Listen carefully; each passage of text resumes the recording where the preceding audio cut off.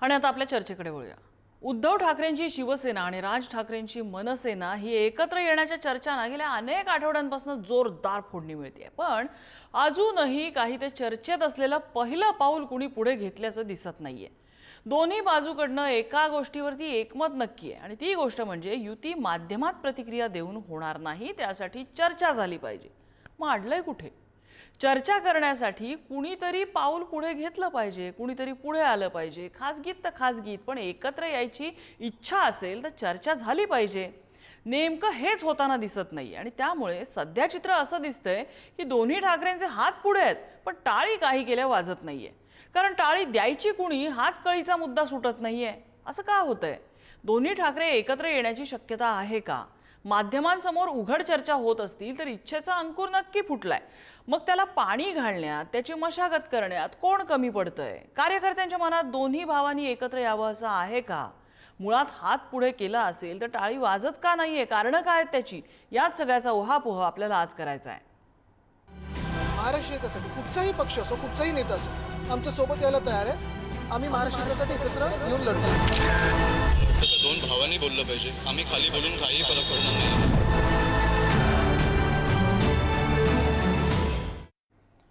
आणि अमित ठाकरे यांची या सगळ्याच्या पार्श्वभूमीवर आज जी प्रतिक्रिया आली ते म्हणजे दोन्ही भावांनी एकत्र बसून बोललं पाहिजे। आपण ऐकूया ते काय म्हणाले।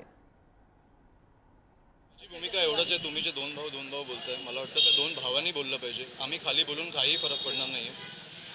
मला काही इश्यू नाही दोन भाऊ एकत्र येणार, पण मी 2014-17ला बघितलंय। 2014-17 सोडा मी कोविड काळात बघितलंय, जिकडे मला वाटतं उद्धवजी मुख्यमंत्री होते। राजसाहेबांनी तेव्हा उद्धवजींना पहिला फोन केला की हे भीषण एक आजार आलाय आपल्यावर, त्याच्यामुळे कुठचंही सरकार असो आपण त्यांची साथ दिली पाहिजे। आणि मी अनेकदा बघितलं हे फोन कॉल, तो मला वाटतं त्यांची इच्छा असेल तर त्यांनी फोन करावा। हे मीडियासमोर बोलून किंवा वर्तमानपत्रात बोलून काही अशा युत्या होत नाही। अगदी म्हणजे अमित ठाकरे जे काही म्हणाले की माध्यमांमध्ये, वर्तमानपत्रांमध्ये बोलून प्रतिक्रिया देऊन युती होणार नाहीये, त्यासाठी चर्चा व्हायला हवी। पण ही चर्चा का होत नाहीये? कुठं कमी पडलेलं आहे दोन्ही ठाकरे बंधूंचं? याविषयी आपल्याला बोलायचं आणि त्याच चर्चेत सहभागी होत आहेत योगेश खैरे, जे प्रवक्ते आहेत मनसेचे, हर्षल सुर्वे शिवसेना उद्धव ठाकरे पक्षाचे प्रवक्ते आहेत, आणि राजकीय विश्लेषक हेमंत देसाई आपल्यासोबत आहेत। मी सुरुवातीला जाईन खैरे यांच्याकडे। योगेश खैरेजी, मनसेच्या घोटामध्ये काय चाललंय? म्हणजे मनसे वाट बघतीये पहिलं पाऊल कोणीतरी उचलायचं, की मनसे पहिलं पाऊल उचलायला तयार असेल?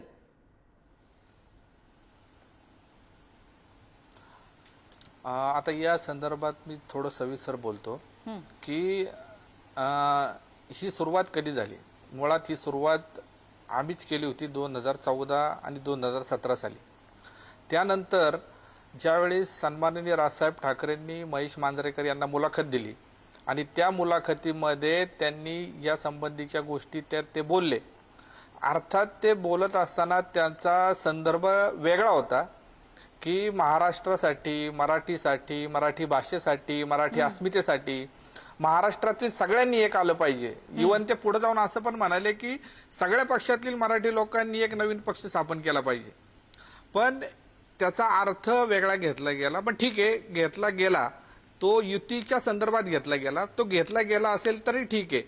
पण तो घेतला गेल्यानंतर त्यानंतर ज्या गोष्टी घडल्या तर हे बघितल्यानंतर की युतीच्या बाबत ज्या गोष्टी बोलल्या गेल्यात, शिवसेना उद्धव बाळासाहेब ठाकरे पक्षाकडून बोलल्या गेल्यात, त्यांच्या नेत्यांकडून बोलल्या गेल्यात, तर ते सातत्याने एकच वाक्य कॉमन आहे त्यांच्यात की आम्ही सकारात्मक आहोत। आता सकारात्मकता तर पोकळ सकारात्मकता त्याचा काय उपयोग नाही ना। पोकळ सकारात्मकता असून त्या संदर्भात काहीतरी ठोस गोष्टी असल्या पाहिजेत, कारण युतीच्या आघाडीच्या चर्चा ह्या काय माध्यमातून होत नाहीत। हे कुठल्या पक्षाची काय ताकद आहे, जागा वाटप काय आहे, या सगळ्या गोष्टी त्यामध्ये असतात। यासाठी एकमेकांना भेटावं लागतं, कुणीतरी प्रस्ताव द्यावा लागतो, तो प्रस्ताव घेऊन जावं लागतं। अर्थात प्रस्ताव देण्याची सुरुवात आम्ही केलेली आहे। 2014 साली सन्माननीय बाळा नांदगावकर साहेब ज्यावेळेस युतीचा प्रस्ताव घेऊन हे मातोश्रीवर गेलेले आहेत, अर्थात त्याही वेळेत त्यांना उद्धवजी भेटले नाहीत, काही त्यांचे इतर नेते ते भेटले, तरी नांदगावकर साहेबांनी जो महाराष्ट्र नवनिर्माण सेनेचा प्रस्ताव आहे तो त्यांच्याकडे दिला आणि त्या प्रस्तावावर पुढे काय झालं नाही। त्यावेळेस आम्ही आमच्या उमेदवारांचे एबी फॉर्म स्थगित केले होते आणि आम्ही फोनची वाट बघत होतो, पण फोन तर आले नाहीत, पण आम्ही केलेले फोन पण उचलले गेले नाहीत। अशीच परिस्थिती पुन्हा 2017 साली झाली. अशाच पद्धतीने आम्हाला वाट पाहायला लागली. आम्ही दिलेला प्रस्ताव हे सगळ्या गोष्टी तशाच राहिल्या. तर हे जे आमचे मागचे अनुभव आहेत, हे ज्या अनुभवांनी आमचं जे तोंड भाजलेलं आहे, तर शेवटी आम्ही त्या संदर्भात काळजी घेतोयच ना त्या बाबतीत. पण आता जर का आम्ही 2-2 वेळा या संदर्भातले प्रस्ताव दिले, 2-2 वेळा आम्ही पुढाकार घेतलेला आहे, तर मग जर का तिकडून सकारात्मकता असेल तर सकारात्मकता ही त्यांच्या कृतीतनं पण दिसली पाहिजे. कुणीतरी या संदर्भात आलं पाहिजे. आता संजय राऊत साहेब जे बोलतात की शिवतीर्थावर अनेक जण चहा कॉफी प्यायला येतात, तर त्यांनी जर सन्माननीय राजसाहेब ठाकरे मोठे मानाचे नेते आहेत, त्यांनी सांगितलेलं की मला कुणी विचारलं मी चहा प्यायला येऊ का, तर ते नाही म्हणणार नाहीत. मग का पुढाकार घेत नाही ना? तुम्ही घ्या ना पुढाकार. विचारूया, आपण विचारूया. हर्षल सुर्वे आहेत आपल्यासोबत. हर्षल सुर्वेजी, तुम्ही पुढाकार घेत नाही, आम्ही सकारात्मक आहोत असं शिवसेनेकडनं सांगितलं जात आहे, पण सकारात्मकता ही तुमची पोकळ दिसते, पुढाकार काही घेतला जात नाही असा आरोप आहे मनसेचा. नाही, खैरेजींनी काय सांगितले आरोप किंवा याच्या आधीचं जे काय त्यांचं बोलणं झालेलं आहे, प्रस्ताव दिलेला आहे, त्याच्यावर सविस्तर मला वाटतं की संजय राऊत साहेबांनी याचं उत्तर याच्या आधीच दिलेलं आहे. माननीय संजय राऊत साहेबांनी असं सांगितलं की हा जो निर्णय आहे तो 2 भावांच्या मधला आहे, त्याच्यामध्ये आमच्यातील सुद्धा नाही आणि तिकडून सुद्धा कोणी लुटपुटू करणार नाही. हा जो निर्णय आहे तो 2 भाऊ हे एकत्र येऊन घेतील. आता तेच एक तुम्ही मगाशी जो म्हटला की टाळी, याच्या आधी सुद्धा जसा खैरेजींनी सांगितले की प्रस्ताव दिला होता, तसा उद्धव साहेबांनी सुद्धा टाळीला हात पुढे केला होता. नंतर त्यांनी सांगितलं की बाबा टाळीला प्रतिसाद मिळत नाही, मग टाटा बाय बाय. पण या सगळ्या झालेल्या गोष्टी बाजूला करून इथून पुढे हे 2 ठाकरे बंधू, हे जे नुसतं मनसे किंवा शिवसेना उद्धव बाळासाहेब ठाकरे हा पक्ष नसतो, हे ठाकरे कुटुंब आहे आणि ह्या 2 बंधूंनी एकत्र यायला पाहिजे. कारण सध्या जर महाराष्ट्रावर जे संकट आहे, मराठी माणसावर जे संकट आहे, महाराष्ट्राची संस्कृती सोडून ज्या गोष्टी घडत आहेत, म्हणजे अशा बऱ्याच सांस्कृतिक असेल, सामाजिक असेल, जी महाराष्ट्रात जी सध्या परिस्थिती आहे, म्हणजे जितका या दिल्लीश्वरांचा अतिरेक या राष्ट्रावर होतोय, तो जर मोडून काढायचा असेल तर उद्धव साहेब आणि माननीय राज साहेबांनी एकत्र यावं. ही फक्त पण ते दिल्लीश्वरांना बिनशर्त पाठिंबा राज ठाकरेंनी दिला होता, ते राज ठाकरे उद्धव साहेबांना तुमच्या चालणार आहेत का? नाही, राज साहेबांनी टाळावं न टाळावं हा नंतरचा गोष्ट आहे. मी तुम्हाला सांगितलं ना की हे मगाशी खैरेजींनी सांगितले की किती सीटवर चर्चा व्हावी, कुठल्या सीटवर. पहिल्यांदा महत्वाचं काय आहे की दोन्ही बंधू एकत्र यावेत, त्याच्यानंतर मग ह्या गोष्टी आहेत, म्हणजे कुठली निवडणूक एकत्र लढवावी, कुठली वेगळी लढवावी, कुठं पाठिंबा द्यावा, कुठं कुठली सीट नाही, या सगळ्या बाजूला आहेत. ह्या नंतरच्या गोष्टी आहेत. पहिल्यांदा जे आता काही गोष्टी ज्या घडलेल्या आहेत, म्हणजे प्रत्येक पक्षाकडून दोन्हीवर आरोप प्रत्यारोप हे टोकाचे झालेले आहेत. म्हणजे ही मन जी दुभंगली गेली, फक्त पक्ष वेगळे नाहीत, फक्त ठाकरे बंधू नाही, तर एका घरातले 2 एक मनसेचा कार्यकर्ता, एक शिवसेनेचा कार्यकर्ता, अशी जी मन दुभंगली गेलेली आहेत, ते पहिल्यांदा एकत्र येणे गरजेचं आहे. आणि हे महाराष्ट्र हितासाठी होणं हे नक्कीच गरजेचं आहे. या कुठल्या निवडणुकीच्या किंवा याच्या गोष्टी या नंतरची गोष्ट आहे असं मला वाटतंय. हेमंत देसाई आहेत आपल्यासोबत. देसाई सर, या सगळ्यामध्ये एक गोष्ट नक्की आहे की दोन्ही बाजू सांगतात की आम्ही सकारात्मक आहोत, आम्ही सकारात्मक आहोत. पाऊल कोण पुढे घेणार याची वाट बघितली जाते. फ्युचर दिसतंय तुम्हाला ह्या चर्चांना काही? नक्कीच फ्युचर दिसतंय. हे आपण बघितलं असेल तर सुरुवातीच्या काळात गेले 2 महिन्यापासून ही चर्चा सुरू आहे. संजय राऊत म्हणत होते की हे कॅफे आहे उघडलेला आहे शिवाजी शिवतीर्थावरती, अशा प्रकारची टीका केली होती. त्यांनी यापूर्वी सुद्धा अनेक प्रकारची टीका केली होती. त्या टीकेमागचं एक कारण असं होतं की असावं की भारतीय जनता पक्षाबरोबरचे जे संबंध आहेत किंवा शिंद्यांबरोबरचे संबंध आहेत, उदय सामंत सातत्याने येत आहेत, त्यामुळे आमच्या मनामध्ये संभ्रम तयार होतो आणि ते तुम्ही थांबवणं आवश्यक. आत्ता संजय राऊत आजची प्रेस कॉन्फरन्स तुम्ही बघितली असेल तर आज अजून भाषा बदलली. आज त्यांनी राज ठाकरेंवरची टीका केली नाही. गेल्या आठवड्यात सुद्धा तुम्ही बघितलं असेल तर टीका केली नाही. उलट ते असं म्हणाले की आम्ही पॉझिटिव्ह आहोत, आमची भावना निर्मळ आहे अत्यंत, आणि त्यामुळे त्यांनी कुठलीही टोमणेबाजी केली नाही. आणि त्यांनी एक अतिशय महत्त्वाचं वाक्य उच्चारलं. त्यामध्ये ते असं म्हणाले की हा जो काही निर्णय होईल तो तुम्हाला कळवला जाईल, तुम्हाला कळेल तो. म्हणजे बाकीचे कोण काय म्हणतायत, म्हणजे आता मनसेचे काही नेते काय बोलतायत किंवा उद्धव ठाकरेंचे नेते काय बोलतायत, उद्धव ठाकरेंचे या बाबतीत असं म्हणणं की उद्धव ठाकरेंच्या पक्षाच्या वतीने प्रतिकूल वक्तव्य गेले काही दिवसात झाले नाही. पण मनसेचे समजा प्रकाश महाजन असतील किंवा संदीप देशपांडे असतील ते वेगवेगळ्या प्रकारचं बोलत आहेत. त्यामध्ये मुद्दा असा आहे की मनसेमधले सिनियर नेते आहेत, जे सिनियर नेते आहेत त्यांचं मत काय आहे, राज ठाकरेंच्या अगदी जे जवळचे सहकारी मानले जातात त्यांचं मत काय, मीडियासमोर कोण येतंय, मीडियासमोर कोण बोलतंय याला काही महत्त्व नाही आहे. प्रश्न आहे की आतून आत काहीतरी पडद्यामागे हालचाली चालू झालेल्या आहेत, चाललेल्या आहेत. कटुता जी आहे, कटुता आहेच. दोघांकडनं काही चुका झाल्या असतील, दोघांकडनं एकमेकांवरती वार झाले आहेत. आता भूतकाळ उकळण्यामध्ये काही पॉईंट नाहीये हे या दोघांनाही समजले, कारण लोकांनीच त्यांना एक प्रकारचा काय धडा शिकवला असं आपण म्हणू की ज्या पद्धतीचा निकाल आलेला आहे त्यामुळे दोघांनाही आता महाराष्ट्र वाचवायचंय पण आपापले पक्ष सुद्धा वाचवणं महत्वाचं आहे हे त्यांच्या लक्षात आले. एक लक्षात घेतलं पाहिजे आपण की आज महायुतीमध्ये जागाच नाही. आता महायुतीमध्ये गेल्या वेळी स्वतः राज ठाकरे म्हणाले होते की त्यांच्याकडे फारशा जागा आम्हाला द्यायला नाहीये, त्यामुळे विधानसभेच्या निवडणुका त्यांनी 125 स्वतंत्र उमेदवार उभे केले होते. लोकसभेला बिनशर्त पाठिंबा दिला होता. आणि ज्या पद्धतीचा अनुभव त्यांना उद्धव ठाकरेंकडनं आला, जो काही टाळीचा हात पुढे केला वगैरे वगैरे, जे पुन्हा पुन्हा सांगून झाले ते सांगण्यात पॉईंट नाही. पण तसाच भारतीय जनता पक्षाकडनं सुद्धा त्यांना एक कटू अनुभव आलेले आहेत ना. त्यांना जे वाटत होतं, त्यांची जी मागणी होती, बिनशर्त पाठिंबा दिला त्यावेळी अमित शहाबरोबर जी चर्चा झाली होती त्यावेळी यांच्या काही मागण्या होत्या ते सगळे पूर्ण झाल्यात असं अजिबात नाही.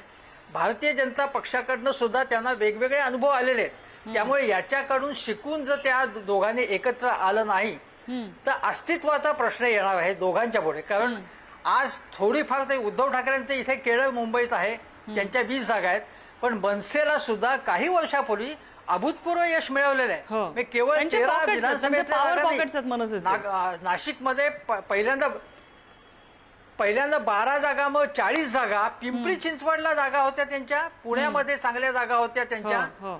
त्यामुळे त्यांची ताकद कमी, त्यांचंही केडर आहे. आणि राज ठाकरेंच्या सवाना अजूनही शिवतीर्थावरती गर्दी होते, त्यामुळे त्यांचं ग्लॅमर अजून कायम आहे. त्यामुळे दोघांचे स्ट्रॉंग पॉईंट लक्षात घेऊन याच्यामध्ये काय आहे की मनसेमध्ये सुद्धा भाजपचे काही स्लीपर सेल आहेत, ते यामध्ये एकत्र येऊन देण्याच्या मध्ये आडकाठी आणतायत.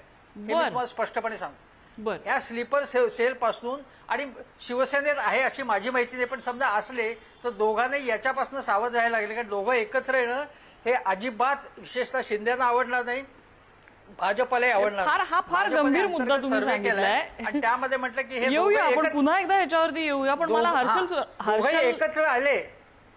बर बोला सर, मुद्दा पूर्ण करा. दोघेही जर एकत्र आले तरी देखील आम्ही मुंबई महानगरपालिका जिंकू अशा प्रकारचा सर्वे, एक इंटरनल सर्वे काही मीडियावाल्यांनी दिलाय. आता हा सुद्धा सर्वे कशा प्रकारे तयार केला जातो की तुम्ही भले एकत्र आलात तरी तुमचा काही फायदा होणार, आम्हीच जिंकणार आहोत, म्हणजे तुम्हाला थोडं डिस्करेज करण्यासाठी असे सर्वे प्रसिद्ध केले जातात. माहिती त्या सर्व्हे लोकसभा आणि विधानसभा दोन्ही वेळेला चर्चा झालेल्या होत्या. आताही सर्वे येत बसतील, पण सर्वेपेक्षा ग्राउंड रियालिटी जास्त महत्वाची आहे. मी योगेश खैरेंकडे जाईन. योगेश खैरेजी, कटुता हा जो शब्द आता देसाई सरांनी वापरलेला होता, ही कटुता कुठेतरी असणं हे नक्की आहे. अगदीच काही आमच्यामध्ये सगळं आलबेले असं असू शकत नाही, कारण मनसेची हिस्ट्री, मनसे निर्मितीची हिस्ट्री, राज ठाकरे ज्या पद्धतीने पक्षाबाहेर पडलेले होते, किंबहुना त्यांना पडावं लागलेलं होतं, तेव्हापासूनची ती हिस्ट्री आहे, ती एक खदखद आहे. हे सगळं लक्षात घेता दोन्ही पक्ष गुण्यागोविंदाने एकत्र नांदतील याची गॅरंटी काय आहे? या बाबतीत कार्यकर्त्यांना विश्वासात घेतलं जाऊ शकतं का? आणि त्याही पुढे जाऊन ग्रासरूट लेवलवरच्या कार्यकर्त्यांचं डायनॅमिक्स काय आहे? म्हणजे इतकी वर्ष एकमेकांच्या विरोधात उभे ठाकलेले कार्यकर्ते अचानक गळ्यात गळे घालतील?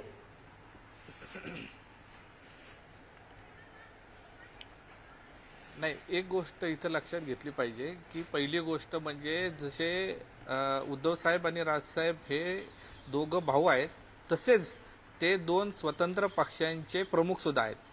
त्यामुळे ते या संदर्भात निर्णय घेताना स्वतःच्या राजकीय पक्षांचा विचार होणार.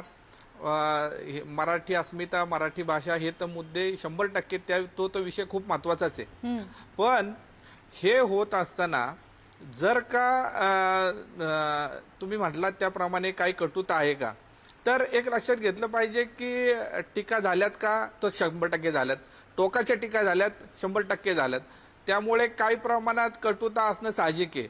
पण तुम्ही जर बघितलं तर ज्या पक्षांवर काँग्रेस असेल, राष्ट्रवादी असेल, या पक्षांवर शिवसेनेकडून म्हणजे उद्धव साहेबांकडून अतिशय टोकाच्या टीका झाल्या होत्या.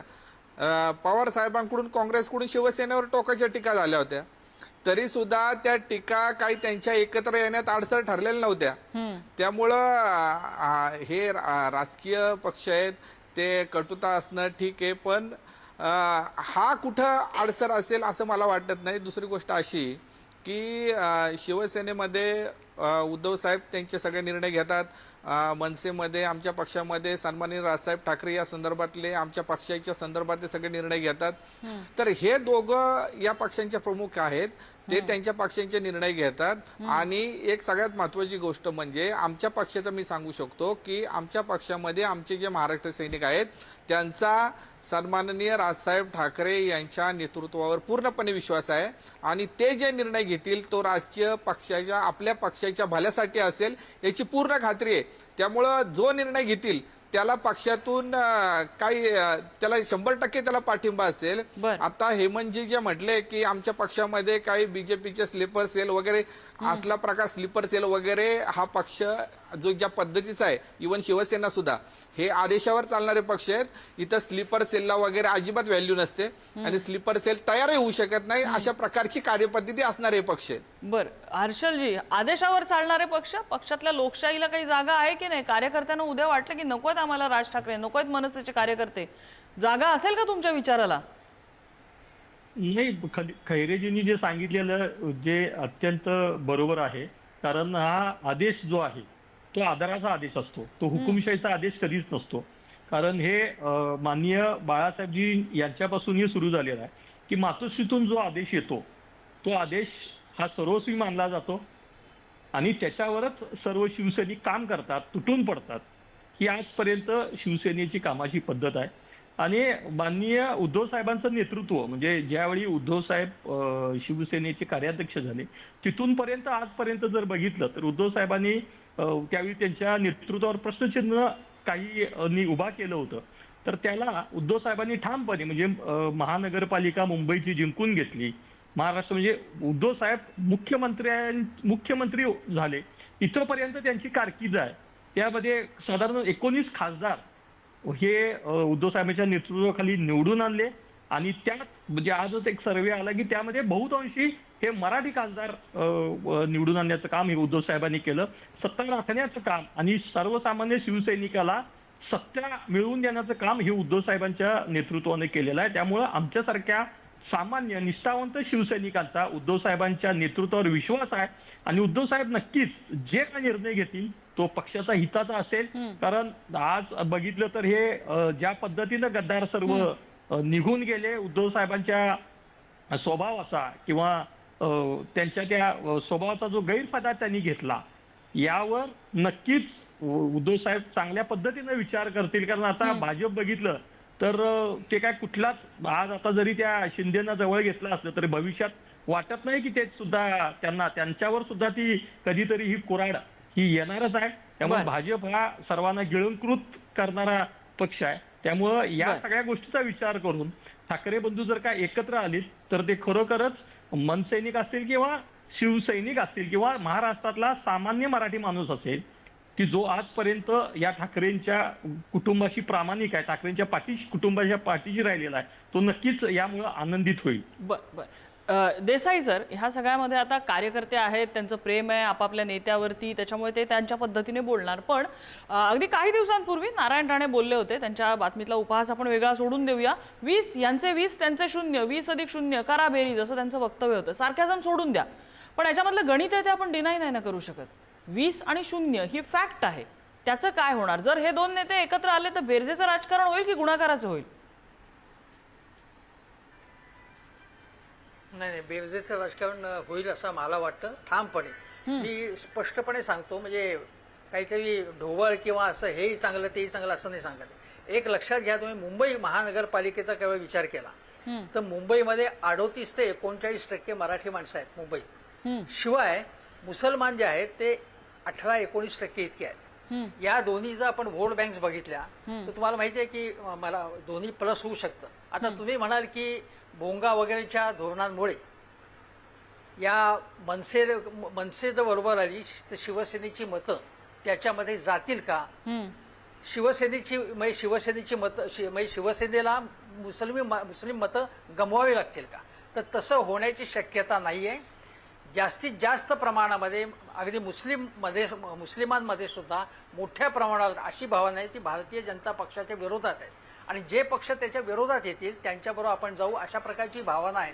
ग्राउंड रियालिटीत मी जर लोकांमध्ये फिरलात तर लक्षात येईल की भारतीय जनता पक्षाच्या विरोधात आज काँग्रेस आणि राष्ट्रवादीची ज्या पद्धतीने आवाज उठवायला पाहिजे वेगवेगळ्या प्रश्नांवर, शरद पवारांचा पक्ष असेल, काँग्रेस असेल, हर्षवर्धनजी प्रामाणिकपणे प्रयत्न करतायत काही, पण आज काँग्रेसला महाराष्ट्रातला मुंबईतला फेसच नाही. आज मुंबईमध्ये जर धारावीसारखा प्रश्न आहे, गौतम अदानीसारखा प्रश्न आहे, मुंबईमध्ये कॉन्क्रिटीकरणाचा प्रश्न आहे किंवा ज्या पद्धतीची मुंबईची डेव्हलपमेंट होते किंवा पुण्याची डेव्हलपमेंट होते त्याबद्दल शहरांच्या बद्दल बोलणारे, आक्रमकपणे बोलणारे, अभ्यासपूर्ण बोलणारे असे लोक नाही आहेत. राज ठाकरेंचं स्ट्रॉंग पॉईंट असा आहे की शहरांचे प्रश्न जे आहेत ते अतिशय भेदकपणे त्यांनी मांडले आणि संघटन कौशल्य हे उद्धव ठाकरेंकडे आहे. दोघांची जर बेरीज झाली तर त्याचा नक्की फायदा होईल आणि आज यांच्याकडे गमावण्यासारखं काहीच नाही ना. राज ठाकरेंनी मनसे स्थापन केली तेव्हा त्यांनी सांगितलं की मला असा महाराष्ट्र घडवायचा आहे की जगालाही वाटेल की अरे, कारण महाराष्ट्र अनेक युरोपियन देशांपेक्षा मोठा आहे, जगाला वाटेल की असा महाराष्ट्र आपला असावा. आज महाराष्ट्राची आणि मुंबईची स्थिती जी ज्या प्रकारे झाली आहे, कारण हे कॉम्पिटिटिव्ह पॉलिटिक्समुळे सवंगता इतकी वाढलेली आहे आणि इतकं दर्जा राजकारणाचा खाली आलेला आहे की हे कोणीतरी सावरायला पाहिजे आणि मराठी माणसाच्या बाजूने बोलायला पाहिजे. मराठी माणूस पोरका झालेला आहे म्हणून मराठी माणसाची हाक आहे की या दोघांनी एकत्र यावं. तुम्ही काही मुद्दे मांडलेले होते, मला योगेश खैरेंकडे जाते. योगेश खैरेजी, दोन्ही जण जर तुम्ही एकत्र आलात तर एकीकडे आता अजानच्या स्पर्धा वगैरे भरवायला सुरुवात झालेल्या होत्या, तर दुसरीकडे तुम्ही भल्या पहाटे जाऊन मशिदीवरचे भोंगे उतरवलेले होते. हे दोन्ही एका भांड्यात बसणार कसे की आपापल्या धोरणाला मुरड घालायची आणि एकत्र यायचं? नाही, एक लक्षात घेतलं पाहिजे की आमच्या ज्या पक्ष म्हणून भूमिका आहेत त्या भूमिका उघड आहेत. ज्या वेळी आम्ही ज्या भूमिका घेतलेल्या आहेत, ज्या संदर्भात भूमिका घेतलेल्या आहेत त्या लपून राहिलेल्या नाहीत, त्या उघड आहेत. आम्ही त्या भूमिकांवर आजही ठाम आहोत. तर या सगळ्या भूमिका काय शिवसेना उद्धव बाळासाहेब ठाकरे जो पक्ष आहे त्या पक्षाला माहीत नाहीत असं तर नाही ना, त्यांना पण माहिती आहे त्या सगळ्या भूमिका आमच्या काय आहेत. या भूमिका माहीत असताना ते त्यांची जी भूमिका ते सांगतात की सकारात्मकतेची आहे, तर सकारात्मकतेची भूमिका या आमच्या भूमिकांना अनुसरूनच आहे ना. मग त्यात ठीक आहे, म्हणजे तुम्ही म्हणताय की त्यांना चालणार आहे तुमचं भोंगा विरोधी असलेलं धोरण, पण तुम्हाला त्यांचं धोरण चालणार आहे का? तुम्ही असं सुचवू पाहताय की त्यांचं छुपं धोरण असेल तर, पण ते जगजाहीर असलेलं छुपं धोरण चालणार आहे का तुम्हाला? नाही, या संदर्भात तर सगळ्यात महत्वाची गोष्ट अशी आहे की मी पहिल्यांदा सांगितलं की जोपर्यंत त्यांचा कुठलाही प्रस्ताव येत नाही या संदर्भात आणि तो प्रस्ताव जोपर्यंत प्रस्ताव सकारात्मक वाटत नाही आणि त्या संदर्भात तो सकारात्मक आहे हे सन्माननीय राजसाहेब ठाकरे सांगत नाहीत, त्यानंतर या सगळ्या गोष्टी आहेत.